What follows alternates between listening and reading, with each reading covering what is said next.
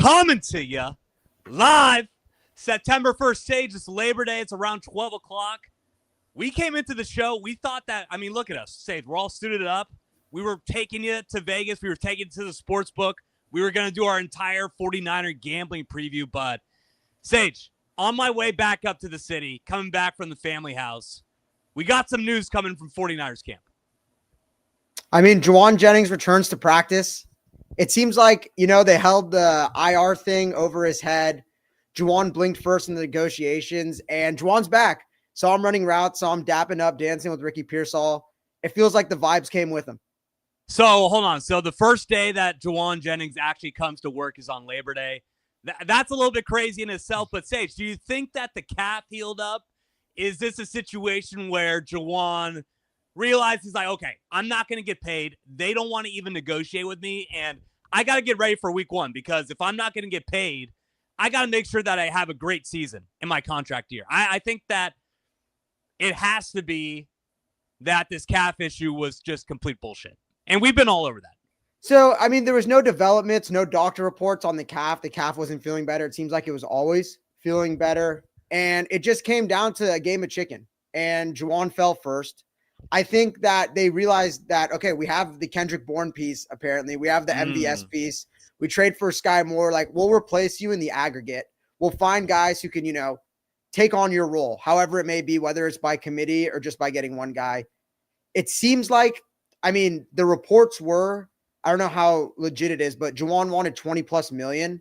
Yeah. And you saw it in the past, right? With Debo, with Ayuk, when they demanded like an increase in pay, the fan base was split. There was no one side to it.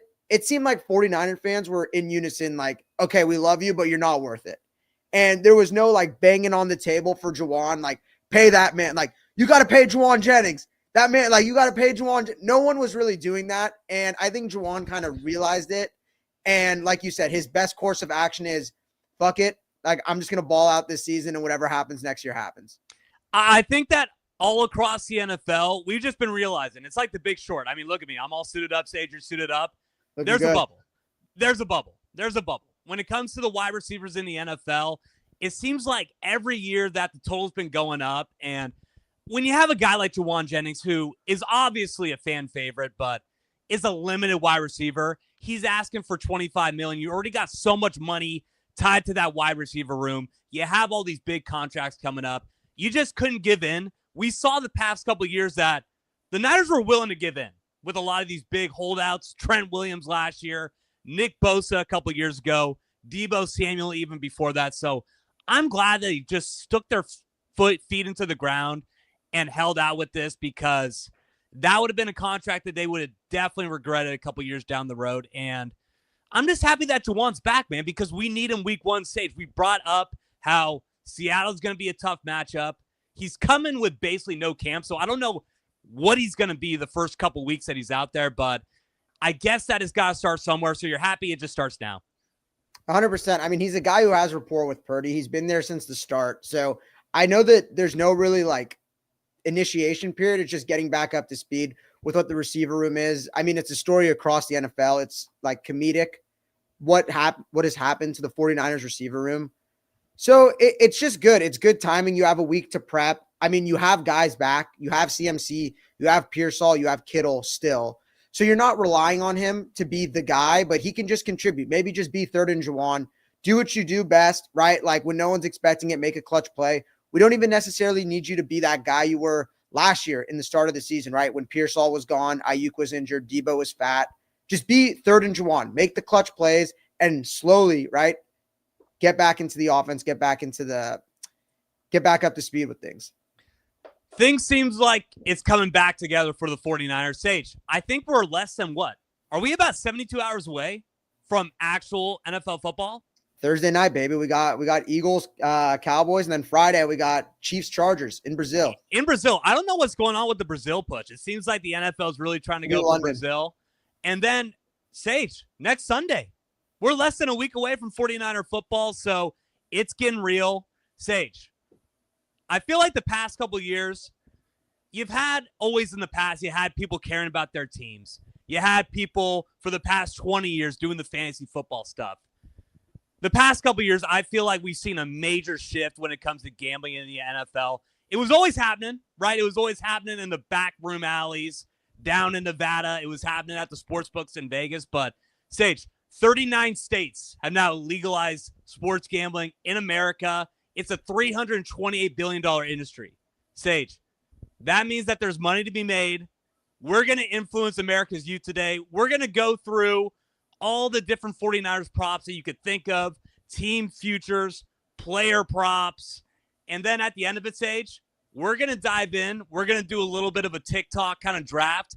We're going to go through, give you some of the best gambling advice that we've, I guess you could say, have built up over about a decade of gambling NFL. Sage, how pumped are you for this episode? You got the fedora on. We got the suits. I mean, we came ready to play. We came ready to play today.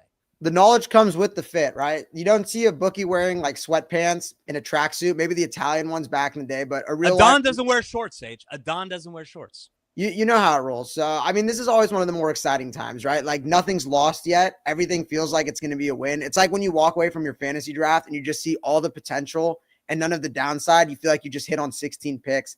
Feels like we're about to go 100% undefeated and hit all these bets. So, I mean, it's that time of year. It's like Christmas morning for degenerates, I'd say.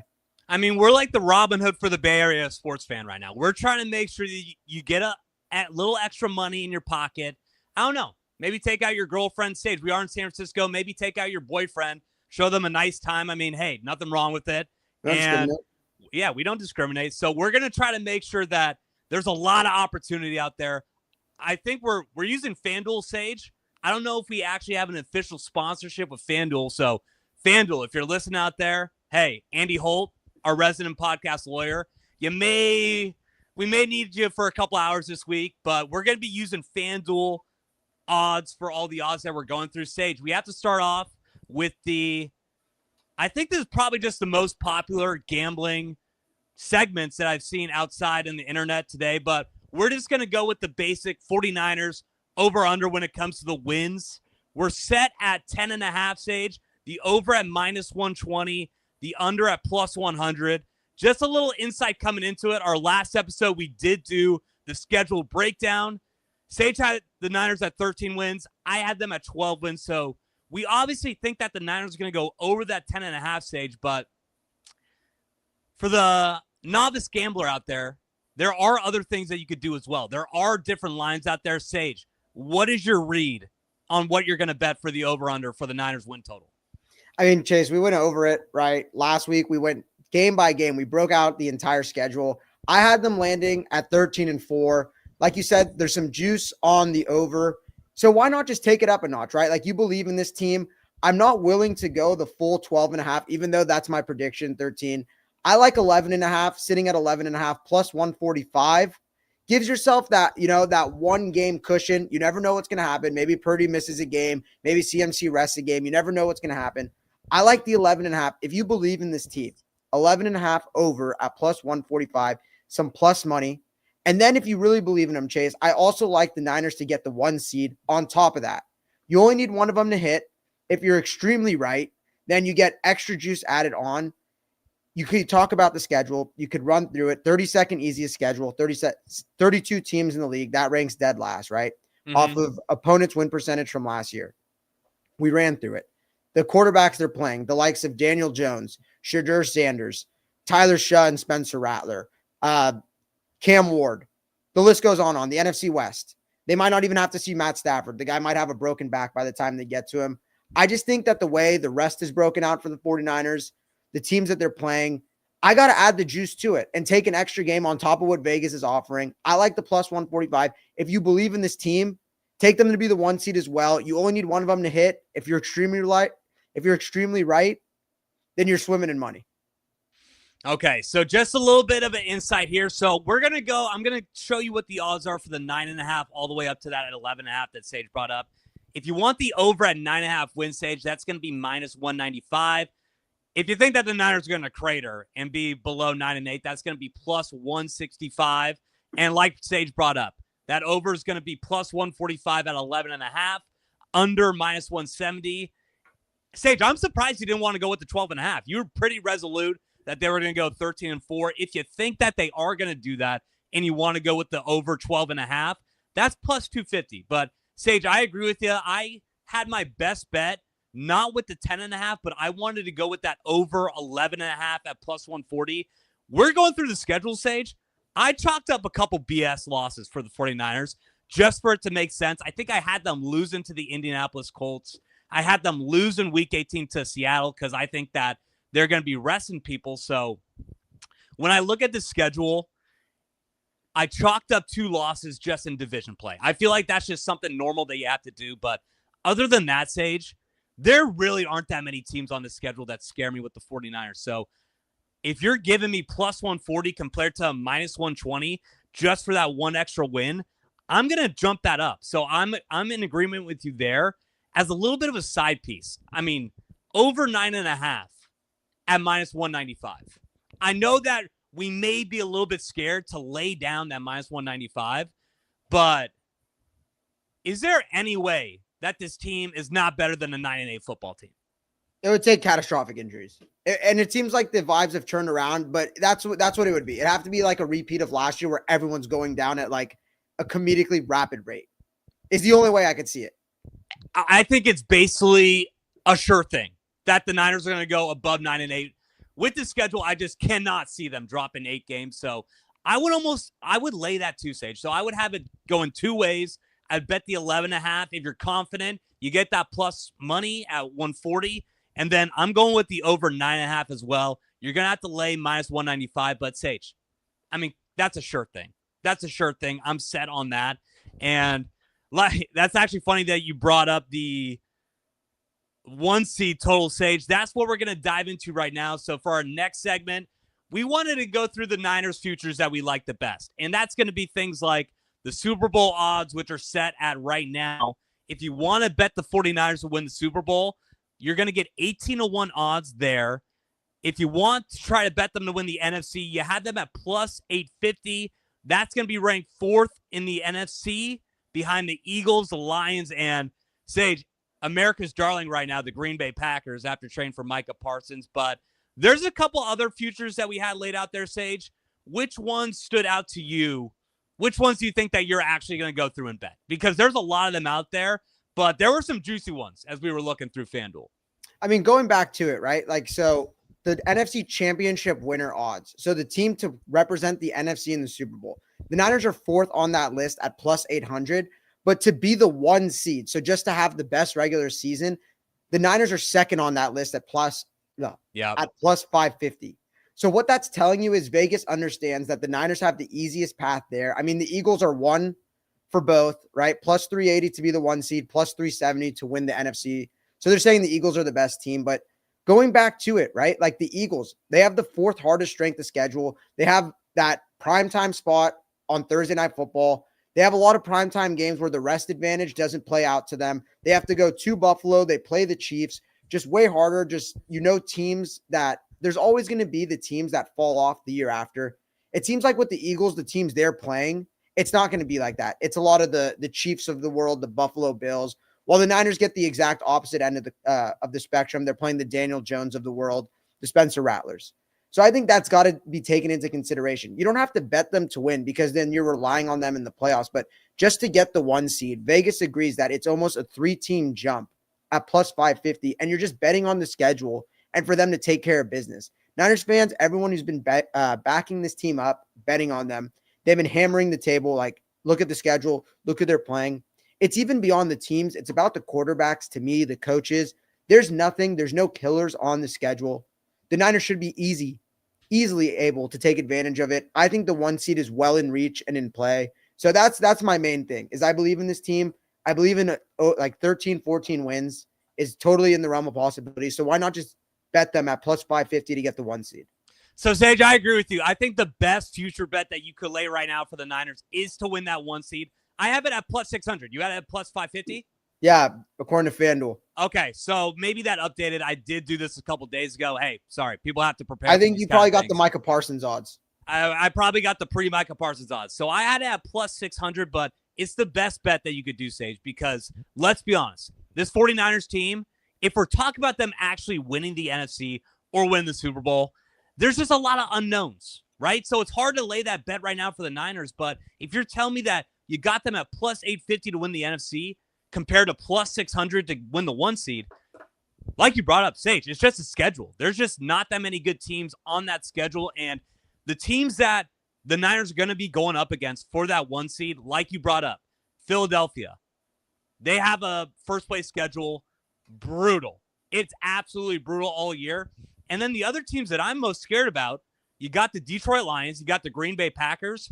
That is just a bloodbath of a division, Sage. That NFC North, I don't think anybody is coming out of there anywhere better than 12-5. I think that there's no way you're even going 5-1 in division for those teams. So the only team I'm really looking at is Tampa Bay. That's the only team that I actually went through, did the game by game, and I think actually have a chance at beating the Niners to that 1 seed. So I just think it's the best odds. I definitely think that was one that stood out to me, Sage. Let's go to another one that I liked. I want your opinion on this. What do you think about this? So it's a little bit of a funky one. Obviously, we know that the Niners are favored to win the NFC West. They're at plus 145. The Rams are second at plus 200. But Sage, I have a little bit of a different one going here. So this is something that you could bet on FanDuel. You had the exact finishing order of the NFC West. So I had right here, you get the Niners finishing first, winning the NFC West. We're both very high on Seattle. I have Seattle finishing second. I got the LA Rams and Sean McVay finishing at third. And I got the Arizona Cardinals, the doormat of the NFC West for the past 10 years, finishing fourth again. Sage, you get plus 1,400. So if you like the Niners to win the NFC West and you really like the Seattle Seahawks, you think they may make it to the playoffs as well, and then you kind of just have it fallen with the Rams above the Cardinals, you could get plus 1,400. Sage, that was one that I loved. That's one that I'm going to bet. So those types of bets, it's just you're relying on too much variance with the quarterbacks, with health. I mean, but are you, Sage? But are you? We love the fucking Seahawks. We love the Seahawks. I think they're. I think you love the Seahawks. I think you love the Seahawks. I think I'm willing to bet my reputation that the Seattle team is going to be a great team. Call me crazy. I do think the Rams variance is why I'm just so hesitant on this, because maybe they are healthy and they're just a badass team who added Devontae Adams and have the best offense in the NFC. And maybe that's scared. You were saying Matt Stafford was dead a week ago. No, think so. Now you're telling me the variant. Now you're talking to me about the variant. But it's not a guaranteed thing. It's not a guaranteed thing, right? It's just not something that I'm willing to give out and go crazy on is my thing, right? I like things where it's like I could see it. I don't have to worry about like a stub toe for Sam Darnold or something where the whole bet falls apart. So you can do that. You can put your bet. So what do you like? So what other picks do you like, Sage? So you don't like my exact finishing bet. Okay. You obviously like the number 1 seed. You brought that up in 2 segments. So you're really hammering down on that. I like it. What's another one that you like out of the group that we saw? So my whole thing is I'm much about precision and things that I like than spraying the board. I mean, I'm just going to stick with it. Like, it's basic. It's not a deep one. I gave you a deep one, but Niners to win the NFC. I mean, it's just like, it's as free as it gets almost. Plus money at plus 145. I mean, you're making money. Oh, you said to win the NFC. I'm like, the NFC West. I don't know. That's free money. Sorry. The NFC West. Thank you for correcting me. Got it. I got Niners. We're doing it for the listener. Niners to win the NFC West. It's just, it's like almost like a ladder bet, right? Where you take it's like Steph Curry, 15 points, and then you bet 17 points, 19 points, 20 points, 25 points. And you really only need to hit the first 2 to make money. But if all 5 hit and you're really confident in it, then you make a fuck ton. Right? So that's what that's how I feel it here. Is you start with the Niners hitting their over, then it elevates to the Niners winning the NFC West at plus 145. So Niners hit their over at plus 9.5 or at plus 10.5 would be was it minus 120? Mm-hmm. Then you get them to win the NFC, which if they go over, they're over. They should win the NFC plus 145. And then if you really like them, you take the 12.5 plus 160. And if you really like that, then you have them getting the 1 seed plus 550. You hit all 4. It's almost the same as hitting a 4-leg parlay. Your faith in the Niners, your faith in how easy the schedule is, it just cashes out. It's paying dividends to you. You really only need the first 2 to hit at plus money to really win this bet. And if it keeps elevating and the Niners are as good as you think, there's so much potential in this. You ladder it up. You bet the most at the bottom, right? Like a pyramid. We know Chase loves the pyramid. And you kind of keep going to the top. They all hit. It's beautiful. It's like the round robin bet where it's not necessarily a parlay where you could get paid out if just like 3/4 of the parlay hits. You know what I'm talking about? I don't know. You're bringing up ladder bets. You're bringing up round robin bets. I mean, Sage, goddamn, I'm usually just a straight bet guy. Maybe I throw a parlay in if I'm feeling a little bit frisky.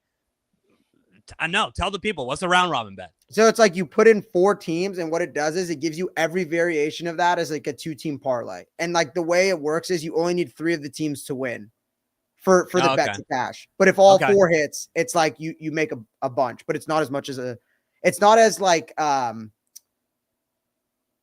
high risk, low reward as a parlay because you have to bet each one individually rather than putting just one bet and all 4 win and you get cashed out. Cause it's like you got to put $20, $20, $20, $20 on each of the parlays. But anyways, I just think like building it from the bottom, slowly raising it to the top with the Niners is the way to go this year. I think it starts with them hitting their over. They're going to win that division. They're going to go over their initial win total, and it's going to lead to them getting the 1 seed. So I'm all in on this team. I like building it up, sticking with what not having to rely on Matt Stafford's back, Sam Darnold being a pumpkin, and Kyler Murray playing the new Call of Duty when the game comes out. So, Chase, you're moving. You look like you want to kill me, but that's just how I like to do it. No, I mean, Sage, I'm just a little bit disappointed in you, in all honesty. I thought that you were really going to be in with that exact bet.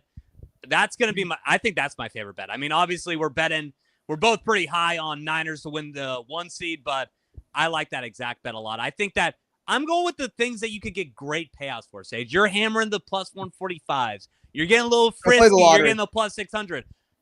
I'm trying to give you something where you don't have to worry about paying rent because you hit this bet when it all comes down and you're set at the end of December. So, hey, there's different styles to this stuff, right? I mean, you could go with Sage. You could go with the round robin bets. You could go with the plus 145. The ladder bets. I mean, hey, if you had bingo today, if you had variance on the bingo card, we've heard variance a little bit from Sage today. So I'm just going with the big shots, Sage. I'm going with the big shots.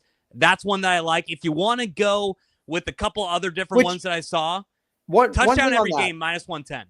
One thing about that too is with that like model, you only really need to hit 1 to get paid, right? Like if you're going with the high variance. So there's nothing wrong with it. I do respect that. The high variance? When it's like you're just taking like throwing darts at plus thousands here, like 1400s. Like you just need 1. And like you just need one to hit. Yeah, Sage, you just need 1 to hit and you're good. That's what I'm talking about. Hey, Sage, you can't win what you're not willing to put into the middle of the table, dude. If you want to win some money, you're going to have to get some risk. You're going to have to take some bets that, in all likelihood aren't going to hit. But if you hit that 1, then that's all that matters. I also liked a couple different ones like I brought up, Sage. Touchdown every game, minus 110.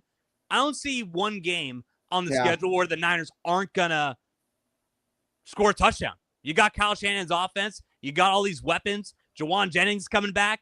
Christian McCaffrey seems as healthy as could be. That's easy money. What's the game you think it wouldn't happen? And if you don't have to think about it, then Houston. I mean, Houston's the number one that comes to mind. Maybe a Seattle week 18. Week 1. I think week 1 Seattle would be the tricky one. I think you get past that week 1 just with all the variants coming in at Seattle with their defense. You're killing me with the variants. You're killing me with the variants. Word of the day. We're like a fucking science podcast right now. We're like an analytical podcast. But with like everything that's happening with the receiving core, Christian McCaffrey's first game back from injury, you just bring back Brian Robinson. Seems like all your other running backs are dead.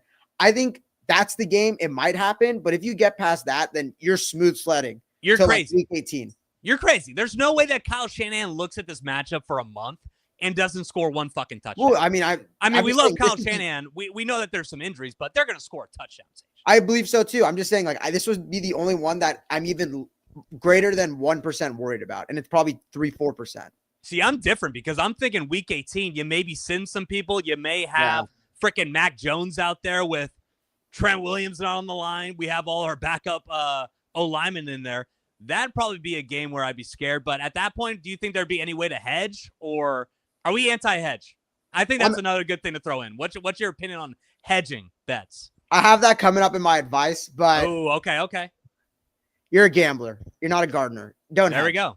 Hey, I like that. You didn't get in this to get kind of rich. You got in this to get rich. So I'm not a hedger. I know the analytics disagree, but I do not like to hedge.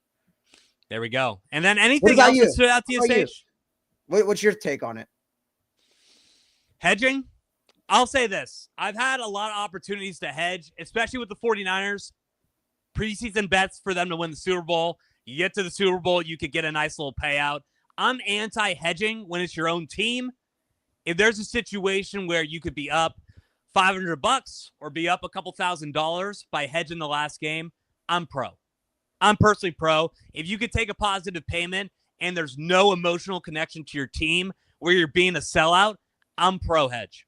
It's impossible to lose when you hedge is the thing, right? So you kill the dopamine from it, and you always think what if, because if you hedge and then you lose it, then you're just doubting yourself. So I don't doubt myself. I just go for it. You made the bet in the initial spot for a reason. So I always just go till the end, till the wheels fall off. Till the wheels fall off, Sage. All right, we're on to the next segment. So now we're going to dive into some of the player props that we saw with the 49ers coming up. I don't think that you could start the segment with anybody other than Christian McCaffrey. I think that he's probably, dare I say, one of the most polarizing players in the entire NFL coming into this year. I think that nobody knows what's going to happen with Christian McCaffrey. It's not true. We're hearing good stuff coming from camp. We saw what happened last year where he was injured all the way up until about week 10, came back, really didn't look like the same guy. A lot of people are questioning if we're ever going to see that Christian McCaffrey in 2023. Some of the lines that Vegas has for McCaffrey coming up this year: rushing yards set at 950.5. You got minus 115 for the over and the under. Same thing with the rushing touchdowns. That's set at 7.5. Receiving yards, we know that Kyle Shanahan loves to use them in the backfield. That's set at 425.5. We also have a couple other ones, Sage, for Christian McCaffrey to get over 1,000 rushing yards. If you think that he's going to go over, that's set at even odds. So that's just plus 100. I feel like you're pretty confident that Christian McCaffrey is going to bounce back. But, Sage, would you bet anything with these Christian McCaffrey props? Chase, I mean, we had our fantasy draft yesterday. I've been saying it all off season. I mean, when we drafted our fantasy football players, you had first pick. We did just an explanation there. We had a hypothetical, like 49ers fantasy football players draft, who we like, where they're going. You took McCaffrey first. I said I would have done the same thing. I'm all in on this guy. Like, I am so all in on this guy. I do not understand, like, the doubt.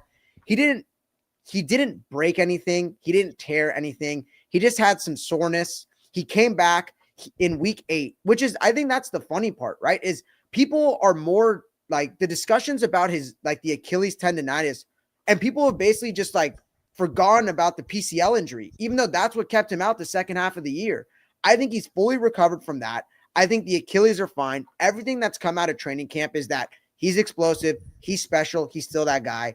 My absolute favorite prop bet is Christian McCaffrey over 7.5 rushing touchdowns. Of any, that a boy, Sage. That a boy. Is that yours too? That's the only bet I'm taking with McCaffrey, Sage. I agree with you. I'm not in on the yards. But because of the receiving aspect and all that, but 7.5, he could do this by week 4. Like, he could just have 3 right off the bat. It doesn't surprise me with this guy. I mean, do you remember his first start with the 49ers? He had a throwing touchdown, a rushing touchdown, a running touchdown. Kyle Shanahan is slobbing to use this guy, show the world who he is. He's still sub 30 years old. And I just think, like, it's going to be another breakout year for him. He basically rested the entire 2024 season. He's coming back with a vengeance, Chase. So this is what I'll say, Sage. That's my favorite bet, too. I love Christian McCaffrey over 7.5 rushing touchdowns because lock it in. If we're just looking at what he's done with the 49ers, 2022, when we got him midseason, he had 6 rushing touchdowns in 10 games. I think that's on pace for right around 10 if you're going off a 17-game basis. 2023 had 14 rushing touchdowns. Last year was an anomaly. We all know there was just something weird with that entire McCaffrey dilemma, so I'm not even going to really consider that. But we know that Shanahan is going to use McCaffrey. And more than anything, he's going to look to Christian McCaffrey in the red zone. We saw that entire 2023 season. Shanahan, when it comes to his play calling in the red zone, not the most creative guy. He's like, hey, I got a guy like Christian McCaffrey who is a nightmare matchup or a matchup nightmare when I'm throwing him on linebackers. He's really, he's a strong back, even though he's very elusive. He's good at getting touchdowns around the goal line. So, Sage, I love this bet. And I'm not going to be taking any of the rushing yards bets because I do think that Brian Robinson's going to cut into that a little bit. And there may be a couple games where you manually try to rest up Christian McCaffrey. Maybe you're not giving him 25 carries a game like we did the past couple of years. So I'm not as comfortable taking that, but I do love the rushing touchdowns prop, Sage. This might be a 2-3 unit bet for me. I may go double or triple what I usually go for a bet to bet on this prop right here. 100%. I mean, the thing about the yards is what you were saying is they brought Brian Robinson Jr. in to have some sort of role. I don't think he's going to be the goal line back because that's just kind of like a slap in the face to McCaffrey to take that away. But I do think he might get some use. People want to say on third down. I just think that's dumb. He has no hands, and Christian McCaffrey might be the best receiving back of his generation who could also do it on first and second down. I just think it's going to be a series here or there that's going to eat into the rushing. Maybe the times where they're icing a game away, right? Like you kind of saw with Elijah Mitchell 2 years ago where they're up 14. They just need to burn the clock. They're not going to put the tread on McCaffrey going up against the stack box like Brian Robinson, like come in here, eat some of these yards. I think that's where he's mainly going to get some of his carries taken away. It's not going to be in the red zone. It's not going to be on passing downs. I think it's going to be at late game situations, getting some fresh legs in there, Chase. I really love this bet. I mean, 7.5. That's almost a slap in the face. That like, I think that there's like some bums. Like J.K. Dobbins hit that number damn near last year. Like, you don't think Christian McCaffrey can this year? Like, come on. So I think that a lot of people are just scared about the injury situation, Sage. There's a lot of misinformation coming out about the entire situation. So I think people are just scared. I think that's why that number dropped all the way to 7.5. Vegas knows what's going on. The lines are set because of what the public thinks. And I think there's just a lot of uncertainty right now with the McCaffrey situation. We've had our ears to the streets. We know everything that's been coming out with Christian McCaffrey. It's all been very positive. So we're both going to be hammering that. Sage, I will say, if you are on the opposite side of thinking when it comes to the rushing yards with Christian McCaffrey, if you really want to get frisky, you think that he's going to lead the entire NFL in rushing yards. He currently has the 6th highest odds at plus 1,200. So around 12-1 odds you would get. And he's behind Saquon Barkley, Derrick Henry, Bijan Robinson, Jonathan Taylor, and Jahmyr Gibbs. Like I said, if you're feeling frisky, Sage, I'm not getting anywhere near this. I just don't think it's possible with how this 49ers offense is set up. No, I don't think it's possible either. I like one of the younger guys to do this, someone who's going to be the bell cow for their team behind a good O-line. Someone like Jahmyr Gibbs, Bucky Irving, Bijan Robinson. I like one of those guys to lead in yards. Yeah, and I honestly think if you're a 49er fan and you want them to win the Super Bowl, you want Christian McCaffrey to be there all year round, you don't want him to win this. You don't want him to have the most rushing yards because that means that he probably has one of the most carries, and we want to conserve our boy. Sage. He's our sweet baby. We want to make sure that he's coming around playoff time. I mean, as someone who drafted him in the first round of their fantasy draft, I'm hoping that most of his touches, not most, obviously it's not realistic, but I'm hoping that the percentage of his touches out of the backfield goes down and as a receiver goes up. That's how they plan to utilize him, use him as more of a dangerous, like kind of receiving option out of the backfield. So I am excited. I think the value's still there with him. So Sage, like you brought up, we had our fantasy draft yesterday. You picked Christian McCaffrey in the first round. Sage, this was a guy that you were hyped on. I was actually the guy who picked him in our fantasy draft yesterday. First one to say it. We're talking about Ricky Pearsall. Ricky Pearsall. I think the sky's the limit with what this guy could do. I think that the Juwan news definitely hurt whatever you thought Ricky Pearsall could do earlier in the year. But Sage, his totals are set at 850.5 receiving yards. Like with Christian McCaffrey's odds, both set at minus 115 for the over and for the under. And then for receiving touchdowns, he's only set at 4.5. So if you think that he's going to go over, there's a little bit of juice on that. You have that set at minus 130. And if you think that he's going to go under, that's going to be minus 102. We both been very high on Ricky Pearsall. Sage, I think that you said that he was your favorite fantasy sleeper for the 49ers. So I know that you're high on him. What are you thinking when you see these lines right here? Okay, so for Pearsall, it changes a bit, right? I do think that the Juwan thing plays a factor into it. I mean, I don't know how the odds have shifted. He was over under 850.5 receiving yards coming into the year. I'm curious to see if the Juwan, returning, probably going to be there week 1, has any impact. I like him to lead the team in receiving yards. Last year it was Kittle. Juwan was right there. I think Kittle's role slightly reduces. I do think that. So you're betting the over 850.5 because that's not a line that we brought up, leading the team in receiving yards. You're going with the over 850.5. Yeah, so it's tough. It's tough, but I think I have to lean that way.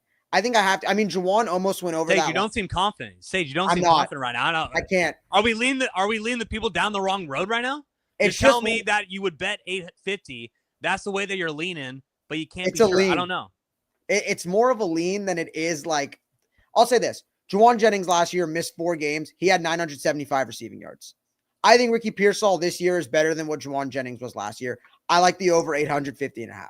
I'll put it like that. I will say this, Sage. If you don't want to go anyway, we don't have to. Sometimes the best bets that you make are the bets that you don't make. Ricky Pearsall down the stretch last year. His last 2 games, 10 targets, 141 yards, 8 targets, 70 yards. He had catches of 40, 30, 25 yards in those 2 games. I think him and Brock Purdy didn't have an offseason together. They took the regular season to kind of get in rhythm with one another. And by the end of the year, even though there wasn't much to do or like to accomplish, what they did accomplish was a chemistry. They've been building that rapport all offseason. Chase, I'm going to go with it. Over 850.5 receiving yards. I don't really love the touchdowns.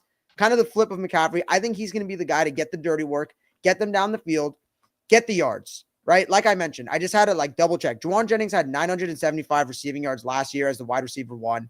That was with Brandon Ayuk there for 4 games, with Deebo Samuel there for basically the entire year, Ricky Pearsall fitting himself back into it, and him getting hurt midway through it all. Still got 975 receiving yards. Ricky Pearsall is going to be in that role. Deebo Samuel's out of town. Brandon Ayuk's on the IR. Juwan Jennings has basically had no offseason with the team. He has to be the guy. I think that McCaffrey coming back might hurt it a bit, but 850 receiving yards, like that's not that much. Like Jacoby Myers gets that. And I think Ricky Pearsall is 3 times the player that Jacoby Myers is. Yeah, so Sage, I'm hammering it. I'm just going to go right on a limb right now. I love the Ricky Pearsall 850.5 receiving yards. I'm not touching the touchdowns. I just think that they're, like you brought up, hey, Sage, what's the word of the day? Variance. There's a lot of variance when it comes to touchdowns. You really don't know how it's going to go. So I just think when you're looking at this wide receiver room, Sage, you brought up Juwan Jennings. He's coming back week 1. He's going to be out there, but he hasn't had a training camp, Sage. I don't think he's going to be ready to go. He wasn't even a burner in the first place. He's going to be out of shape. I think that we're not going to be able to expect that much out of Juwan Jennings. I don't think Brandon Ayuk's going to get back to the Brandon Ayuk that we saw throughout the entire year. Sage, he broke damn near every little part of his knee last year. It's hard for me to say that he's going to actually be an impact player. You get guys like Jordan Watkins coming in, Demarcus Robinson. They're going to miss a few for the first few games of the year. So I think it's just all open for Ricky Pearsall. And something to go on top of that, Sage, like you brought up. We've heard all offseason about the relationship factor with Brock Purdy and with Ricky Pearsall, how they've been training in Florida. We have all the stories of Brock saying how he was coming out of his cuts. He's saying, Brock, I need to get the ball. Brock saying, no, man, you got to make that cut a couple seconds before. They're hammering these things out. They're going to be attacking NFL secondaries all year. I think he's going over 1,000, Sage. I really do. I'm confident in this. Brock's going to be feeding him. So I think that I'm hammering it. I'm in it. I mean, I'm in it. It took a little, second guessing, a little going back on the stats from last year. The team, I mean, there's just so many guys is what kills it, but someone has to lead the pack. He by far has the best odds to do it. So I'm putting my faith in Ricky. I mean, I've been on it all year. The Juwan Jennings thing shook me a bit, but I'm all in on it, man. I'm with Ricky. I mean, Sage, sometimes you got to talk yourself through it, right? Sometimes you don't know. You talk yourself through it. Maybe talk with a friend. They bring up a couple good points, and then you hammer it in. So there ain't nothing wrong with it. If you weren't on at the start, you could hop onto the train right after. So let's go on to the next guy, Sage. So this is the 49er fan favorite right here. A guy who, ever since Brock Purdy's come into the situation, really has taken his game a step up. That's going to be our tight end. That's going to be George Kittle. So his line for receiving yards is going to be set at 900.5 right now. Minus 115, minus 115. Receiving touchdowns is going to be set at 6.5. And I have another little bet in there, Sage. He's done it the past couple years. He's gone over 1,000 receiving yards. If you think that he's going to do it again, you have that set at plus 140. So you could get a couple little extra money if you're going to throw $100 on George Kittle to get over 1,000 yards. Sage, where are you leaning right here when it comes to George Kittle coming into 2025? I think this is going to be the first player I'm a little pessimistic on where his lines are and what his historical production is. right? Because he has been the guy. He had to step up last year. He led the team in receiving yards, and he is George Kittle, right? He's been the best tight end of his generation. He's a monster, first team All-Pro 3 times. He's just been that guy. But I just think, like, you look at that first year with McCaffrey, he kind of took a dip, right? You have more guys. You have Pearsall. You have Juwan who's going to be playing for a contract. You bring in Brian Robinson. Ayuk's coming back at some point. I think his role, right, with what this offensive line is, he's going to be more in that blocking role. He's going to be kind of asked to do less. I think they're going to want to preserve him as well in the pass game. So I'm not too high on his receiving stats. I think he took a big load last year, and I think they're going to preserve him a little, save him for the playoffs. He's still young. I mean, he's not that old, but I just don't think Kittle's going to have the same year he had last year. I love Kittle, but I could see a down year. I think he goes like this, man. I can't even look at you right now. Everyone over. I honestly can't. Get every over then. No, because you're telling me that they're going to keep him into the pass game. They're going to try to hold on to him in the pass game, save him for the playoffs. Sage, we don't have receivers right now set up for week 1. We don't have like 3 guys in our wide receiver room until at least week 4. Juwan Jennings, like we brought up, this is going to be brought up a lot over the next week. He hasn't had a training camp. Brandon Ayuk is out till week 6. So I just think that you're going to have to rely on a guy like George Kittle in the pass game. And our entire offensive line is pretty safe. You brought a guy like Luke Farrell in. He's going to be the primary blocking tight end that they're going to have set up. I think that Shanahan's going to have a lot of 2 tight end sets. And the past couple of years, Sage, we've only seen George Kittle get better. He's had 1,000 yards the past couple of years. The year before, I think Brock Purdy only started 6 games. He had 11 touchdowns, and I believe 7 of the 11 came in those 6 games that Brock Purdy started. So I am a little bit pessimistic when it comes to the touchdowns, because I think that with passing touchdowns with this team, you never really know, right? I feel like with Shanahan's offense, when it's all going smoothly, it's going to be primarily set in the run game. So I just think when it comes to touchdowns, the variance there, it's going to be a little bit too much. I do love the over 900.5. I'm hammering that. I think he's going over 1,000 again. I would lay the plus 142. So I bet it twice. I'd double dip on the George Kittle over receiving yards. I'm not saying to take the under. It's just like you just can't take I can't take the over for CMC, the over for Pearsall, and the over for Kittle, and just be hoping that everything's gonna hit. Might as well just take the Brock Purdy over at that point too. It's just like there's some things you just gotta root for. You can't put all your eggs I know you can't put them all in one basket and just root for 2 guys, but you can't bet everything too. But I'm not betting everything, Sage. I'm not betting everything. When it came to Christian McCaffrey, I'm not going over with the receiving or with the rushing yards. I'm not going over with his receiving yards. I think that he's going to get into the end zone. And when it comes to guys like Pearsall and Kittle, I just think that these are going to be the top 2 passing options that Brock Purdy's going to have. We've seen success with Kittle. We haven't seen it with Pearsall, but everything's pointing to the fact that it's coming. So I just like those 2. I don't like everything. I just like those 2. No, I get it. I think it's like a bias too, right? You see it, to relate it back to fantasy football, is like once you have like a badass receiver, like once you have Jamar Chase, for example, you don't want to draft T. Higgins because you're like, I already have my Bengal. Even though every year they're both in the top 15. It happens every year. It still happens that, but even though you have one, you don't want to have the other, right? You just want to kind of root for one guy. So that's how I kind of view it. They can't all hit. It does happen. It historically happens across the NFL. Just like I feel like once I had, like with McCaffrey, I had my touchdowns guy, I had my yards guy. There's other places I'd want to spread across the board. Sage is speaking biblical right now. I mean, that was me yesterday. I had Jamar Chase, and I had the 2-3 coming around. Yeah. T. Higgins was there, and I was thinking, okay, T. Higgins is probably the best wide receiver I could take right now.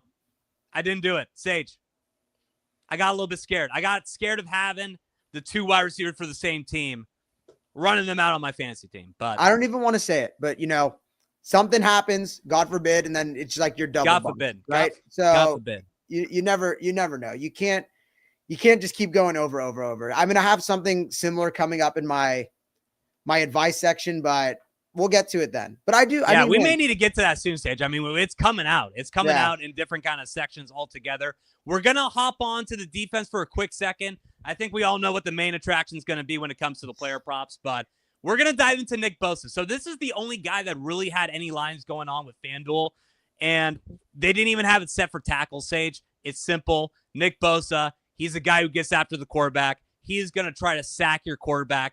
FanDuel has his over-under for sacks set at 10.5. What are you thinking, Sage? Nick Bosa was the Defensive Player of the Year in 2022?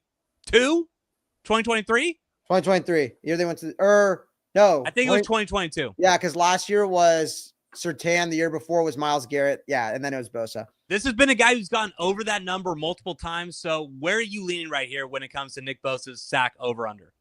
I mean, he's going to get it.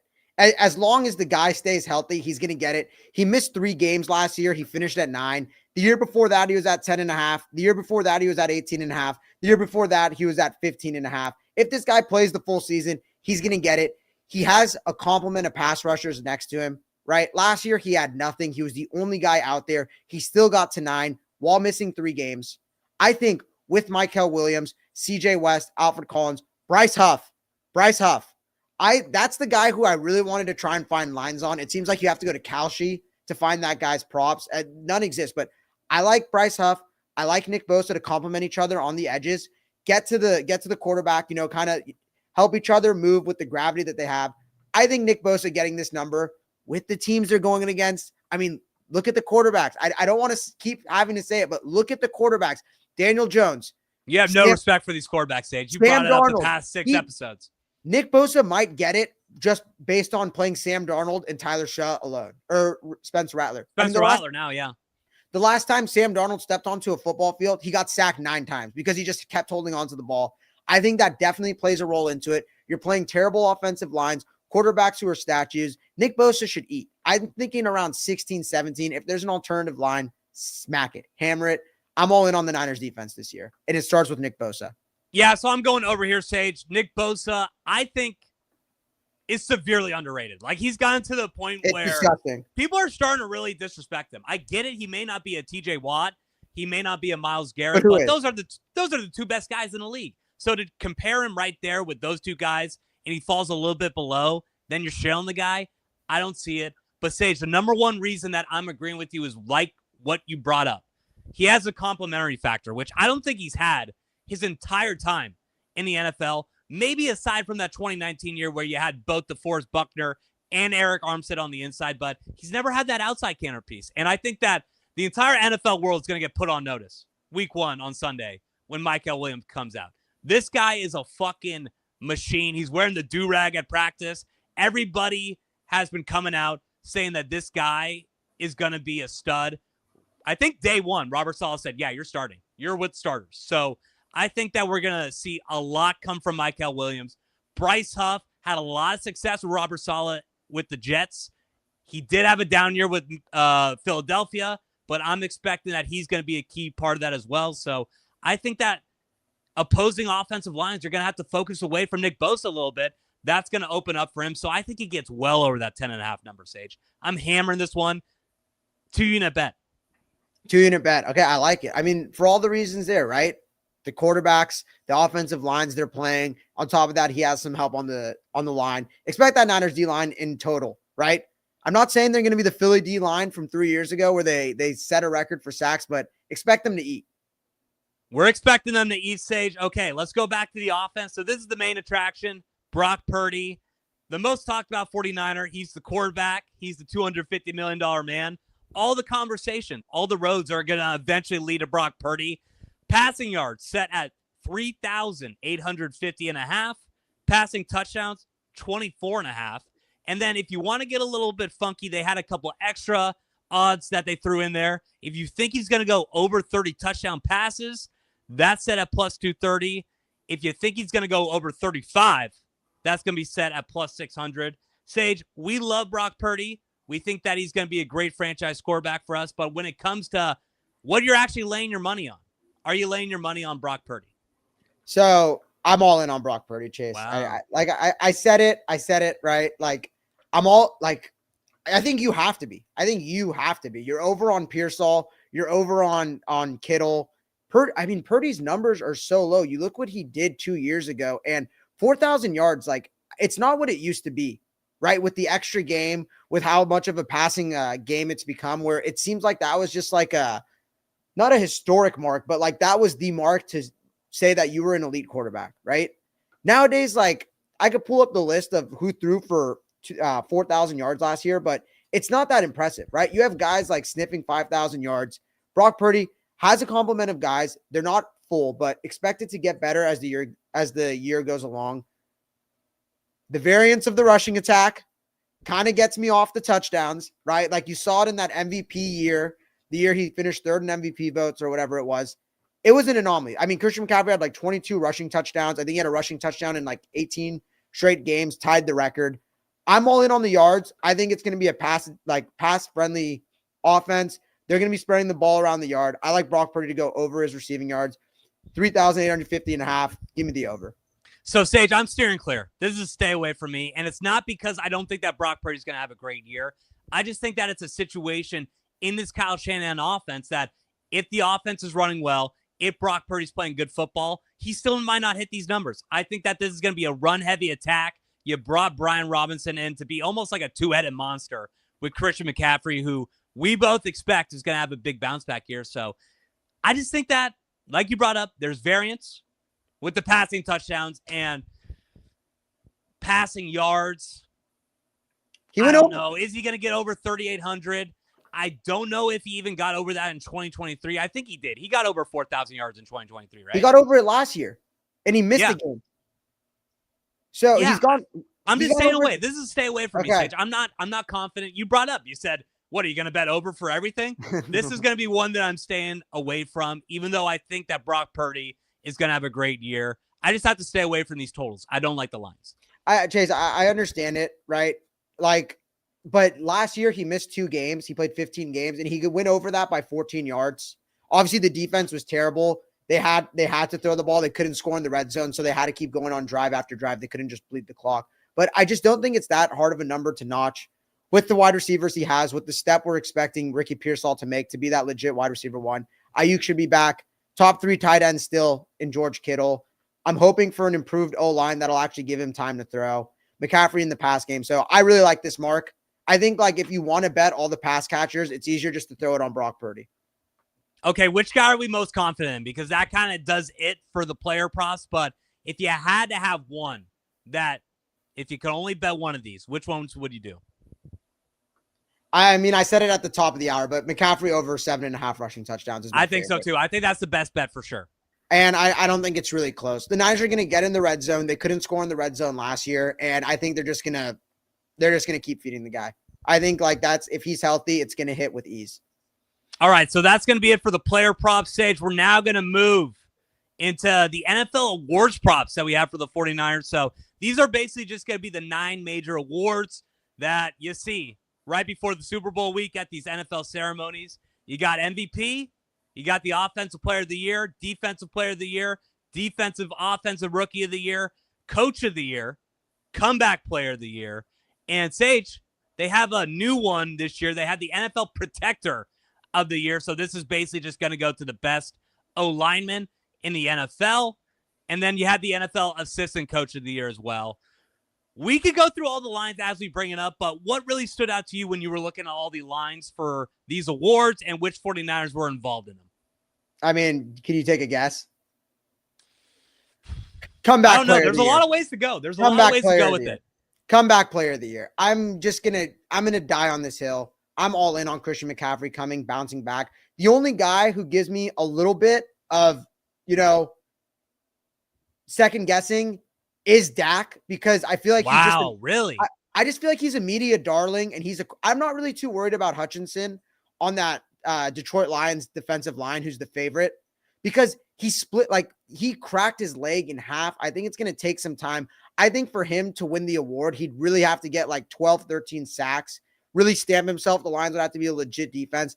I don't think that's happening. I don't think he's the best edge rusher in his division now with Micah Parsons going there. They're going to be facing a much better, tougher schedule against much better O-lines, much better quarterbacks. So I'm not worried about him. I think Dak could come in, right, with how terrible that defense is going to be. Maybe throw for 4,500 yards, 30-plus touchdowns.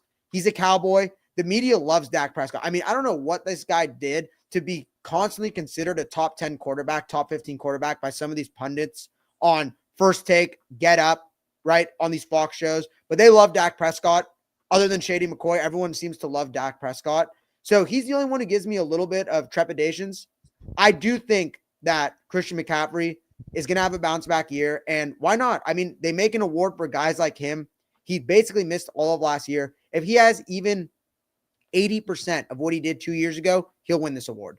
So, Sage, I agree with you. I think that the best bet, if you're just going based on awards props for the 49ers, is going to be Christian McCaffrey plus 300 to win the comeback player of the year. I think that this is a two-horse race, and I don't think it's with the guy that you brought up in Dak Prescott. I think that it's going to come down to I think it's going to come down to Christian McCaffrey, and it's going to come down to Aiden Hutchinson, because Dak Prescott is not going to win enough games. They got rid of Micah Parsons. I don't think the Dallas Cowboys are going to win 5 games this year. Even if Dak lights it up, I don't think that they could give the award to him. I think that Hutchinson he was set to probably be the defense player of the year last year. He's had a lot of bad leg breaks, or he had a bad leg break last year. So I think that he's going to still be a great player, but it's going to limit what he potentially could do. But that's all the reason more why I like Christian McCaffrey to win this one. I think if you get a full season out of Christian McCaffrey with how Kyle Shanahan utilizes him in this offense, there's going to be no way that he doesn't light it up. So I think that was the best one. Sage, another one that stood out to me, though, NFL Protector of the Year, Trent Williams, plus 700 to win that. Those odds, I believe, are third behind, let me see right here. You got Penei Sewell at plus 460, Lane Johnson at plus 600. What do you think about that one? I think it's going to be interesting. I just think the Niners offensive line isn't going to do Trent Williams any favors. I think that this is a Lane Johnson award waiting to happen with the tush push. With the tush push, with how their O-line is going to be able to move people, who Lane Johnson historically has been, and that's going to be probably a top 2 or 3 offensive line in the league, and they're going to say he's the best player on it. I think Trent's going to be held back by his counterparts, even though he is Trent Williams. He's the best left tackle of his generation, Hall of Famer. He is older. There's an aspect where he does miss games here and there. I'm not as confident in this one, given the age, given what the Niners O-line could be as a unit. I'd stay away from this one. So this is my reason for it, though, Sage. This is the first time that they've given out the NFL Protector of the Year award. I think that they're going to want to put a big name on there, right? And obviously, you're still going to have to perform, but Sage, Trent Williams has only missed 7 games in his entire career. Did you know this? It was all last year. So I think that last year was an anomaly. Obviously, he gets older a year, but I think that was a situation last year where they could have brought Trent Williams back. They just opted not to because the 49ers were already out of the playoff race. And I think that we're going to see Trent Williams return to that all-pro, Hall of Fame level left tackle. I think he's going to be the best in the league. And you said that it's a Lane Johnson award. I just don't think that there's going to be enough from Lane Johnson or Penei Sewell. And the other guys that stand out to me, maybe Tristan Wirfs, I just don't think the names are big enough, Sage. I think that Trent Williams is going to be healthy all year. I think he's going to be the best lineman in all of football because that's what he's been the past 5 years for the 49ers. And I think that the NFL is going to do a little home cooking. I think they want to put Trent Williams onto that trophy. If you put Trent Williams as the first name on there, it immediately signifies that it actually means something. I don't think that happens with Lane Johnson. So I'm going to lay some money on plus 700 for Trent to win that award. It's kind of like what the NBA did with the in-season tournament, making sure that the Lakers won it year 1. You tie it to LeBron James's name. So, I mean, I get it. It's like when Dabo went on the Trevor Lawrence Heisman campaign, and he's like, the Heisman Award wants to tie its name to Trevor Lawrence's, even though he ended up being a shit NFL quarterback. But I do understand it from that perspective, right? Like, why not, right? If you're going to you could damn near name the award after him for what he's been to the NFL. That's what I mean. You might want to tie your name to him, but I'm not saying I hate the bet. It's a stay away from me. I just think if it's past. It's kind of like with the Magic Johnson Award, the Western Conference Finals MVP. It's like Steph would have been stacking those, and of course it comes right after that historic run they went on. I just think the time might have passed. Maybe proves me wrong. Has like a healthy year, is the best protector. There is the aspect though that the O-line just sucks and that you can't carry it by yourself. But hold on, so Sage, this happens a lot with the Oscars when you have a Godfather, right? You're going Best Actor, Marlon Brando versus Al Pacino. And they split the award. They split the votes a little bit, and then somebody else, Art Carney, ends up actually winning the Best Actor of the Year for 1974. Does that happen with Lane Johnson and Jordan Mailata a little bit? I think that Jordan Mailata is the better tackle on the team. I feel like even if the Eagles are known as the best O-line in the NFL, you may get a little bit of the vote split by Jordan Mailata and Lane Johnson. So that's a little, you got to think ahead a little bit. I think that's something that could play into who actually wins this award as well. But let's go into the best of the rest, Sage. So let's go into the other people, the other 49ers that are being considered for these other awards. MVP, we have Brock Purdy at 28-1. And then you have Christian McCaffrey at 150-1. You also have Offensive Player of the Year. McCaffrey's at 15-1 for that. He has the 7th ranked odds. Would you touch any of these? I'm not touching any of that. There's no way I could see any of those awards actually hitting. Okay, I'm in the same boat as you. There's no one really that's considered for Offensive Rookie of the Year for the 49ers. But on the defensive side, we do have some movement going here. We have Defensive Rookie of the Year, Mykel Williams, right now set at 11-1. Alfred Collins, the guy who can't keep his pad level low, the guy who was huffing and puffing in the second preseason game of the year, he's actually at 100-1. And a potential sprinkle, dare I say, Upton Stout, the guy that's been lighting up 49ers training camp, 200-1 there. And when it comes to Defensive Player of the Year, there's only one guy that I think I saw odds for, Sage. Maybe you saw something different, but I saw Nick Bosa at 14-1. That's currently 5th in the NFL. The favorite for that, the Green Bay Packers, new linebacker, Micah Parsons, plus 500. I didn't see anything for Warner, which is hysterical because when he was healthy last year, he almost won the award. I think last year was a down year, though. You didn't really have – I mean, you had Trey Hendrickson lead the league in sacks. I think he had 16. But the defense was so bad that they ended up giving it to Pat Surtain, a corner, which I feel like is rare. I just don't think they go back-to-back. I think one of these pass rushers is going to get it. I mean, Micah, the news came out this morning that he's actually dealing with like a P5, P4, something in his back. He might have to take one of those shots to play Sunday. So the back issue was real. It wasn't just real. That Jerry Jones was trying to negotiate with him without an agent being present. The back was actually hurt. So according to Adam Schefter, Micah Parsons has been dealing with an L4, L5 facet joint sprain, and he might need to take an epidural to play Sunday if he plays. So I guess it's real.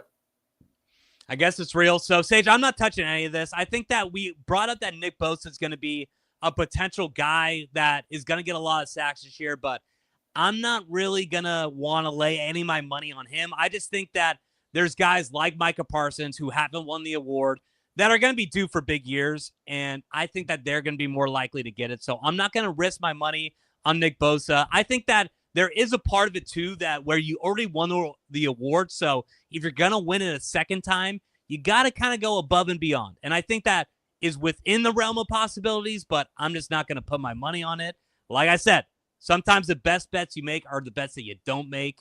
And with the Defensive Rookie of the Year, the guy that I'm really looking at is Mykel Williams, but he's been hurt, Sage. He hasn't had a training camp, so I think that could take away from what he does at the start of the year and limits his chances of doing anything that would warrant him getting the award for Defensive Rookie of the Year. I don't think these rookies are going to have as big of a role to really touch it. There's guys out there. There's the Abdul Carters of the world where I just think like they're going to be primed to get a thing like this. So I'm staying away, especially. Okay. And then let's go to the coaching staff. There are 2 awards like we brought up. You could do the NFL Coach of the Year, the NFL Assistant Coach of the Year. Kyle Shanahan set at 20-1 right now. And the guy that I think is going to be the better bet potentially for the NFL Assistant Coach of the Year award, you got Robert Saleh at plus 850, Sage. That's 3rd in the NFL behind Vance Joseph of the Denver Broncos and Brian Flores of the Minnesota Vikings. Would you take any risk here? So it's tough because Kyle Shanahan's never won this award. Nope. And the Niners have had great years, but they just love to give it to new head coaches. And that's what makes me really nervous is I think they're going to be drooling at the idea of giving it to either Ben Johnson, Liam Cohen, or Mike Vrabel, one of these guys who are taking over for these young quarterbacks and could potentially turn the entire team around. I think Ben Johnson is the favorite, right? He's the guy the media wants to win. He has Caleb Williams. I think they won 5 games last year. And if he turns this offense around and they look good, he's basically a lock for it. I know the Niners struggled last year, and the only way I could see Shanahan winning the award is if they got the 1 seed and it was comfortable. They're at like 13, 14 wins. That's how I see Shanahan winning it. I don't see it, Sage. I don't see Shanahan getting anywhere close to that award. Like you brought up, Ben Johnson, but I think that Liam Cohen and even a couple other guys, like who knows, maybe Sean McVay gets another shout out at it. Kevin O'Connell, if he takes J.J. McCarthy, who, from everything that we can hear, looking like he's struggling a little bit. If he could get to a 12-win season with a rookie quarterback like J.J. McCarthy, I think they're going to give him a shout. So I don't like Shanahan either, but what are you thinking when it comes to Robert Saleh? I love it. I think that there's a lot of buzz around it. I mean, there hasn't really been as splashy of a DC or OC signing, right? Like all the splashy signings come from an offensive coordinator becoming a head coach. I think there's a lot of buzz around this. It's a reunion aspect. It's a lot of like, I don't want to say picking variance. Up, not variance. I did think about it, but it's a lot of just like areas to improve on where there's like statistics that could back it, because there was a lot of holes in that Niners defense that if they do come out against this week's schedule and make a name for themselves, right? Lead the league in sacks, are number one against the run when they were bottom 5 last year, just stifle quarterbacks, make it hell. And it statistically just shows up. I think he's a guy that they'd want to give the award to. So I'm in on Saleh. Like, I think to sprinkle a little bit on Saleh isn't a bad call. I mean, we have it at what? Plus 850. He's third. It seems like you made a little bit of noise. Who are you thinking here? So, Sage, I honestly don't like Robert Saleh for this award. I just think that the 49ers defense is going to struggle at certain parts of the year. I really don't like what's going on with the inside of that D-line. I don't think that the rookies are going to be as great as we expected. And we're just very, very light in the secondary. We lack a lot of depth at key positions. So I think that's just going to impact what Robert Saleh could do, what kind of effect he could have on this defense that finished 29th in the NFL last year. This is Vance Joseph for me. There's so much hype coming in about the Denver Broncos, and specifically with this defense. We saw it pop off on screen last year. I think that it's only going to get better now that you brought in a couple ex-49ers alumni, Talanoa Hufanga and Dre Greenlaw linebacker. So I'm just thinking that the Broncos are going to have probably one of, if not the best defenses in the NFL. So I think that it's set up to go to Vance Joseph. He's labeled as a favorite right now, so that's where I would lean. I don't know. There's such expectations. People have the Broncos like in the AFC Championship game where the bar is now just so high that it might even be like a good season, but they'd be deemed disappointing. To be like, if they're like the 7th best defense in the league, I think people are going to say it's disappointing. The expectations for them are just so insane. Let's be real. If you really, they would not be disappointed with a 7th ranked defense. Come on, Sage. What are we talking about here? I mean, everyone has them penciled in as the number 1 defense this year. I mean, do people just like go through the season and forget what happened last year with who the Broncos really were? They're America's sweetheart now. I think they were they were my honeypot. 1-7 against AFC playoff teams last year. The one win being week 18 when they beat the Chiefs backup. So maybe we could slow down a bit. But I guess like everyone wants to be on the Broncos train this year. I don't know, Sage. They had a rookie quarterback. He's coming into his 2nd year. They added some guys on defense. He got one more year with Sean Payton influencing that culture in Denver. I'm high on the Broncos. So I'm completely on the opposite spectrum with you. I'm rooting for Robert Saleh, but I got Vance Joseph. I think that's about it, Sage. I don't think that we're hammering any MVP bets. Do we have any lean for the Walter Payton Man of the Year award? Who do we think is going to be the Niners guy? It was Kittle last year, right? Did he win it? I think it was Kittle last year. I think Kittle won it. No, who won it last year? No, it was probably, I don't know. I couldn't even imagine who it's going to be. I don't even know. Who knows? Maybe Nick Bosa. Do you think there's any chance with the political climate right now that Nick Bosa gets a nod for the Walter Payton Man of the Year? I'll tell you, yeah, I can tell you some guys who it's not going to be. Stephon Diggs, Rashee Rice, Jordan Addison, Kinshawn Judkins, maybe probably not going to be on that list. But for the Niners, maybe Ricky Pearsall. I feel like Ricky Pearsall might be a good candidate for that. I feel like he has the story. Maybe sprinkle that there. Who knows? I don't know what he's doing. I don't know. Him and the new San Francisco mayor, Daniel Lurie, really helping to clean up that little downtown area of San Francisco. I think that Ricky Pearsall actually had a big piece of that. I think that when they came in and a 49ers first-round rookie got shot in Union Square, they're like, okay, we really need to step this up right now. We can't have our first-round draft picks getting shot in broad daylight on a Saturday outside of Macy's. So who knows? Maybe Ricky Pearsall gets a little nod for that, cleaning up the streets of San Francisco. But, Sage, that's going to be it for all the props that we have set up. We're going to dive into a little fun segment that we're going to do. We're going to chop this up into TikTok later. So me and Sage have been in the gambling zone for, I'd say, would you say about close to 10 years, Sage? I mean, it's scaring me to say that it's been 10 years, but I feel like we've been going at it for almost a decade now. I'd say it's about 8 years for me. Okay, about 8 years. Yeah. I'm a little bit older than you, so maybe it's a little bit more for me, but we're very experienced with this. I mean, we've been in the game since before gambling was actually legal, where you had to have a guy on the side. Who knows, maybe a friend that you had who was down at Boulder in Colorado. You ran some bets through him. Maybe you had a guy in Boston or somebody who went to Vegas. You had them get a ticket for you. So we've been around the block a little bit. So we thought it'd be a good idea to go through for all the young football fans who are maybe getting to the age of 21, maybe live in one of the 39 states where gambling is actually legal in the United States. We're going to go ahead and give you some advice that we've learned over our years of gambling in the NFL. So, Sage, as always, I'm a gentleman. I'm going to give you the first pick. What's your biggest piece of advice for the people? My number one piece of advice is if you are an old school, California, 11 state better, never let your scumbag friends onto the site, the platform that you use, and have them as your recommendation. Don't tie your name to anyone you don't trust. It's just going to create issues down the road. Everyone has that college buddy who hops around from spot to spot, bookie to bookie, looking for a new spot. Don't be that guy's recommendation. He's going to do what he does best, and there's going to be a knock at your door. It's going to be danger, and you're going to have to run, or you're going to have to, cough up if you want to stay. So my number one piece of advice is don't stick up. Don't vouch for your scumbag friends. So I'll say this. I think that an add-on on top of that, don't ever give away credit card information, address, or anything. Don't give anything to an outside bookie. People are scumbags out there. Make sure that there's no way, if you do want to run out on these bookies, make sure there's no way that they can track back to you, okay? Make sure that they maybe don't know your full name, can't look you up on LinkedIn. I don't have experience with this. Maybe I do. But just make sure that you have no way that they could get your personal information.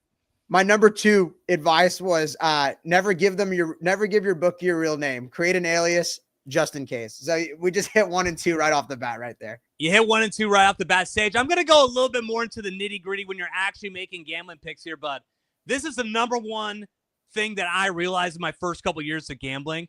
Beware of the rat line. Beware the rat line. When you first get into gambling, you don't know that it's something. You see a line that pops up and you're like, oh my God, this line is just too good to be true. You got KC -1 against Cleveland. I'm hammering that. If it looks too good to be true, that's because it probably is. I think I started gambling around 2018. So that was around the time when Tom Brady and the Patriots were always, the most badass team in the NFL. When it got to late December, you'd always see that line pop up, Sage. You had the Patriots going down to Miami to play the Dolphins late in the year, and you would see Patriots -1, Patriots -1.5. And you're thinking to yourself, oh, the Patriots only have to beat the Dolphins, who won 5 games the entire year by 1.5. No problem. Then you see Tom Brady struggling. He has a couple picks at halftime. Rob Gronkowski can't cover the punt on the other side of the field, and the Dolphins win the game. Beware the rat line. You never know that it's coming, but you're better off most of the times when you see a line that looks too good to be true. Go the opposite way. I'm telling you, it's hard to go through with, but you're going to win 6% of the time. Chase, I mean, it's hard, right? Because it's a skill to identify what the rat line is. It might take some, it's one of those things where you just kind of have to get your bumps, right? Get your bruises. That's how you learn. Let the scab form, and that's how you're going to learn. Because at first, how are you going to know what a rat line is, right? Like, I think Friday is a prime example. Chiefs -2 against the Chargers, home or season opener. It's like, oh, easy, free, whatever. Beware. Jim Harbaugh, week 1, you never know. He's 7-0 against the spread week 1 in his NFL career. There's lines, there's statistics, there's trends you should always look for. Do your research. Don't start the morning of. Do a little bit of if you're taking this seriously, you want to make some money, do your research. Get the analytics. The trends are what are important to me. And that's how you could identify what's a rat line, who struggles where. So I like that one a lot, Chase. All right. What's your next pick, Sager? I think this is something that I developed pretty late. And I think it's kind of something you see a lot, but not a lot of people actually do. They say it when they're given advice, but they don't actually do it. But it's something I did, and it's something that's really helpful. Chase, my next piece of advice is create a unit for yourself. have a unit, use units when you bet, right? Whether it's $25, $50, whatever it may be, whatever your role is. This is how you don't chase your losses. This is how you add a rhyme and reason to what you're doing. If you're confident, you say it's a 2-unit bet, right? So what is a unit, right? A unit saying is when I bet, my standard bet is say my 1 unit is $25. If I'm putting 2 units, it's $50, right? Just a little bit of math there. No calculator needed. When you have this, it assures you that you're not over betting. You're having a scheme, a rhyme, a reason to what you're doing. You're not getting out of hand. You're not chasing your losses. You're not doing stuff just to do it. Like, oh, 37 even gets me 100 even here. So I'm just going to throw 37 here. Oh, $50 here gets me 40 here. So I'm just going to throw 50. It's how you make sure that what you're betting, and by going over 50%, you're going to win. That's how you guarantee that you're going to win, by hitting most of your bets. Because if you hit 7 bets, right, in a row, and you're betting $20 and you're hot, so you're like, fuck it, $200 on this one, you lose it, you just ruined everything that you had because you just thought you had a heater. It's gambler's fallacy. It doesn't exist. Stick to your units, bet a unit. Don't go over 3 units on your bets. Trust me, that's the best advice you'll get. I mean, Sage, we didn't say it once the entire show, and we're hyping up gambling. You got to gamble responsibly. Responsibly. It all starts with getting a unit set up. So Sage is absolutely right there. Sage, I'm going to go a little bit different here. So this is specifically when it comes to the NFL. And this is something where as you start to watch more football, as you gamble throughout the year, you're going to fall in love with certain teams. You're going to fall in love with the team's defense, their weapons, all this stuff. When it comes to the playoff, Sage, just always bet on the better quarterback. Always bet on the better quarterback in the playoffs. Most of the time, 90% of the time, that's just going to end up being the thing that actually decides who wins the game. You see it all the time with Mahomes, Brady. The best quarterbacks always win, Sage. So if you're in that situation where you get to the NFC Championship game, you get to the Super Bowl, and you're thinking, wow, I really love this defense. I like, what's probably the number one example that we could think of that? Oh, the 49ers. The entire time they've been in the Super Bowl. You're thinking, I don't know, this 49ers defense, a lot better than that KC defense. They got the better O-line. They got the better weapons. What did they not have the better one of? They didn't have the better quarterback.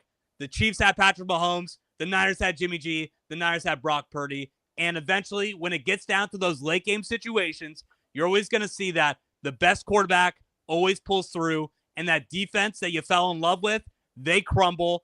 And the quarterback that you convinced yourself was good enough to win the Super Bowl because of the defense around him, because of the weapons around him, he crumbles too. So that's a good piece of advice. When it comes to the playoffs, you're better off usually just betting on the better quarterback. It's always going to be the right route to go. Chase, I love it. I mean, these are things that you pick up over time. You know how like Karl Marx, he had a manifesto. I feel like we should create a gambling manifesto. We could add to it each year as we go along, things that we learn, just so we can keep track of these things. Because it, like I mentioned at the beginning, sometimes you get to the end of the season and you just forget everything that you kind of like work so hard. Like I feel like I got to be I'm blanking on the name. I got to be like Guy Ritchie in Memento and just tattoo everything on my body so that I remember it. Guy Pearce. Guy Ritchie is the guy who does the Snatch and Lock, Stock, and Two Smoking Barrels. But hey, both good guys. All right, let me redo that. So you got to be like, you got to have like the memento aspect, right? Like you have to have this thing written down, whether you have to tattoo it on your body, keep it in like a little book, a manifesto that you have, because these are the things you need to learn once it comes to the playoffs. These are the things you forget. Why would you ever bet against Patrick Mahomes? Why would you ever bet on Lamar Jackson going to play Patrick Mahomes in the playoffs? Josh Allen, you've learned your lesson, right? Bo Nix going into Buffalo last year. I got burned by that last year. So I still don't listen to my own advice. Sam Darnold against Matt Stafford and the Rams. These are the things you learn. 9 times out of 10, you're going to win with this advice, unless the odds are just truly stacked against you and the guy's carrying his team. But I like this, Chase. I mean, you can never go wrong. You're not going to kick yourself over losing money on Patrick Mahomes. I think you'll kick yourself losing money when it's Jared Goff versus Jaden Daniels. That's when you're like, how could I not see this coming? Absolutely. Sage, what's your last piece of gambling advice for the people? My last one, Chase, I don't think you're going to be, this isn't your realm of gambling. This is more like the beginner route. This is something I did a lot when I was, coming up on it. It's the easiest way to do it. It's how you hook people in. I'm going to the teasers. Chase, never tease across the zero. Never tease across the zero. You're literally just giving the book 3 free points. You're losing a point on the 1, the 0, and then the -1 because if it ties, if a teaser pushes, you lose the bet. Teasing across the zero is just dumb. You got to learn the rules. Please, before you place a bet, read everything. Read everything about it. Don't be texting your bookie 259 because you thought you just hit a bet or you pushed something and it didn't, because in the rules, in the bylaws of the teaser, of the round robin, of the parlay, when something happens, it's a loss. Learn this stuff. Get your value the best way you can. When you tease, it's always smarter to go against the underdog or go with the underdog, because that's how you could avoid losing value. You get the full value on the points. And pay attention to crossing key numbers, right? The 3.5, the 7.5, the 10.5, 14.5. The numbers that, football scoring makes up, that they are divisible by. Look for that. That's the best way to get value. I know beginner bettors love teasers, so have that in mind when you're making your teasers Sunday morning, crafting what's the best lines. Sage, my piece of advice is not going to be on my last pick, but I had this written down. Parlays and teasers are for suckers. They really are, Sage. If you look at it, no, they are. They are. When you look at it, when it comes to the Vegas sportsbook, Sage, for every $100 of straight bets there are, Vegas makes around 4 to 5% off of that. When it comes to parlays and teasers, they make 20 to 30% on that. So they make 6 times as much on parlays and teasers as they do for straight bets for the same amount of money bet. So you're really going up against it. The sportsbook have it set up for you to lose on parlays and teasers. So I don't care if you're going across the zero. Don't bet teasers. Don't bet parlays at all. It's set up for you to lose. You're a sucker if you do it. I'm with you. I'm 100% with you here. Are you with me? I mean, you're telling me to go across the zero. I feel like you may be a teaser guy. I am a teaser guy, but I like doing it for the underdogs. If there's like an underdog I really like, then I'll be like, okay, maybe I could throw a little value here. It is the biggest. So you just look at it. I think teasers are the thing, especially in the NFL. You look at it and you just think this cannot lose. This literally cannot lose. That's how you bet it over your means, over your units, and you just go crazy with it. I am a teaser guy, though. They're juicy. Sage, my last piece of advice when it comes to beginning gamblers is learn this right now, because you're going to get caught up into the magic. You're going to get caught up into the emotion of things that happen throughout the year. Sage, this is something that holds true to this day. The Cinderella run never ends up winning it all. I've seen it. I've been watching sports for 20 years. I've seen it in March Madness, right? You had the George Masons. You had the SDSUs. You had the Butlers going up against Duke in the national championship game. They never win it all. I personally experienced it in soccer with Croatia in the 2018 World Cup final. They lost to France in the final. You had the Bengals a couple years ago where the Bengals had not won a playoff game in 40 years. Even a guy like Joe Burrow makes it all the way to the Super Bowl. They don't win against the Los Angeles Rams. I can't think of one scenario, Sage, where a Cinderella team has actually ended up winning the big thing. You get caught up into the emotion. You get caught up into the glamour, and you want to go with the good feel-good story, but you end up losing. Whenever you see these Cinderella teams going, making it to the final round, bet against them. You're going to win most of the time. Sage, magic and good stories are for Hollywood and Las Vegas. And what do you really see behind the scenes in those places? You see guys like Harvey Weinstein, and you see guys on the side of the strip who don't even have a pot to piss in. They're so poor because they lost everything. Don't believe in magic. Don't believe in these fairy tales. Bet against the Cinderella. I mean, other than the Giants, right? The 07 Giants. That's not a Cinderella story, though. I guess. That's one upset. They're not a Cinderella story. They came from the wild card, though. I mean, I'm not. But that's I'm not not a Cinderella story. Okay, I'm not here to argue what a Cinderella is here. I'm just saying, that's the only example I could really think of where it really did come out of nowhere, especially in the NFL. The better quarterback, you could break it down, who's done it. I mean, would you consider the Nick Foles Eagles a Cinderella? Just because they went 13-3. Yeah. They were the one. They were the number one seed. What about if Purdy? Cinderella. What if Purdy were to do it 2 years ago? That's not a Cinderella either. He had stacked team all across the board. So is there even maybe a better discussion does a Cinderella exist in the NFL? Jaden Daniels last year? Okay. I think there is. But it's true. Just go with the better. It kind of ties to your first piece of advice or second piece of advice. Go with the better quarterback. Go with the better coach. There's a reason, right? The experience kind of always wins in the NFL. the guys who have been there. It takes that merit. It takes that experience. There we go. Okay, Sage, that's going to be the gambling advice for the show. Sage, we're running up on 125 right now. I think that's going to be it for the episode. We gave you a lot of the bets that we like. We're going to chop it up into TikTok form too, so be interesting to see how we're going to chop it up there. We got a show coming up, I think, on Thursday, Sage. Are we set in on that? Yeah, we'll be previewing the Seahawks-Niners Week 1 matchup. Football's officially back. We got game breakdown, what's to come, our favorite bets from that game too, and maybe some weekend bets as well. We're going to definitely do some weekend bets. I think we're going to try to get our 4 best bets that we like. We're going to try to get a name for that, so who knows? I think we should got about 72 hours. I think we need to figure out what a good name for that is, but go ahead, Sage. Maybe we should go Wednesday, considering there's going to be a game on Thursday night. We could go Wednesday. That could work. Would there be a situation, though, where we wouldn't have the injury news? Yeah, it's tough. We might have to go after the game Thursday. Just make sure you're following us on Twitter. You'll get the best updates there. You'll know when we're coming live. Follow us on Twitter. Follow us on IG. Also, we have a big TikTok out there. We're going to chop up a lot of these videos, get them out into TikTok form. The people have been loving them. The followers have been going up. I only expect it to go up as the season comes along, but that's going to be it for the episode today. Thank you for coming to our gambling preview. Please, if you're listening to this right now, like and subscribe on all these platforms that we brought up, specifically YouTube. Hey, that's where the money makers are at. So please, if you're listening on YouTube, subscribe to us right there. But we're going to be coming back, I'm going to say, with an episode on Wednesday. So look out for that. 49er season's coming up. Week 1 on Sunday. We're going to give you an in-depth analysis on what we think is going to happen when the Niners match up against the Seattle Seahawks and what's going to be going on for the rest of the NFL. So that's going to be it for today, guys. We'll talk to you later.